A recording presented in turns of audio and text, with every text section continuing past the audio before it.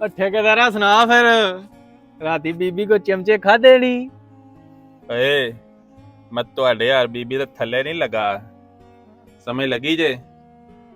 ਮੈਂ ਬੀਬੀ ਨੂੰ ਤਰਾ ਕੇ ਰੱਖੇ ਆ, ਉਹ ਤੇ ਮੇਰੇ ਕੇ ਕੁਸਕਦੀ ਨਹੀਂ ਹੈ। ਮੈਂ ਰਾਤ ਨੂੰ 12 ਵਜੇ ਪਾਣੀ ਮੰਗਾ ਨਾ ਤੇ ਭੱਜਦੀ ਜਾਂਦੀ ਉੱਠ ਕੇ ਪਾਣੀ ਦਿੰਦੀ ਏ। ਏ ਲੱਗਾ ਤੇ ਤੂੰ ਬੀਬੀ ਦੇ ਥੱਲੇ ਵੇਂ।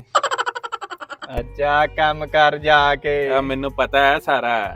अल्लाह दे बंदे जिसले मैं घर पैर रखना ना ओदे साह खुशक हो जांदे ने। ਅੱਛਾ हां जी ਹੁਣੇ ਹੀ ਪਤਾ ਲੱਗ ਜਾਂਦਾ।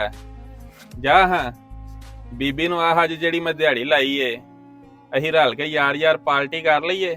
ਲੈ ਇਹ ਕਿਹੜੀ ਗੱਲ ਹੈ ਵੇ, ਮੈਂ ਹੁਣੇ ਗਿਆ। ਜਾ ਫਿਰ। ਆਏ ਆਏ ਆਏ ਅੰਮਾ ਮੈਨੂੰ ਸਹੀ ਆਖਿਆ ਸੀ, ਲੈ ਮਾਰੇ ਕਰਾਏਗਾ ਲੱਖ ਜੋ ਵੈਪਰੀ ਖਾਏਗਾ ਮਾਰ ਸੁਟਿਆ ਏ। ਆਏ ਓਏ ਹੁਣ ਇਹਨਾਂ ਅੱਗੇ ਕੀ ਬਹਾਨਾ ਪਾਵਾਂ, ਮੇਰੀ ਤੇ ਇੱਜ਼ਤ ਹੀ ਨਹੀਂ ਰਹੀ। ਸੁਣਾ ਹੁਣ ਪਈਆਂ ਨਹੀਂ ਨਾ, ਮੈਨੂੰ ਗੱਲਾਂ ਕਰਦਾ ਇਹ। ਨਹੀਂ ਓਏ ਮੈਂ ਗਿਆ ਵਾਂ ਘਰ ਤੇ ਬੀਬੀ ਮੇਰੀ ਧੋਂਦੀ ਸੀ ਵਿਹੜਾ, ਤੇ ਪੈਰ ਮੇਰੇ ਪ੍ਰੀਤੇ ਸਨ।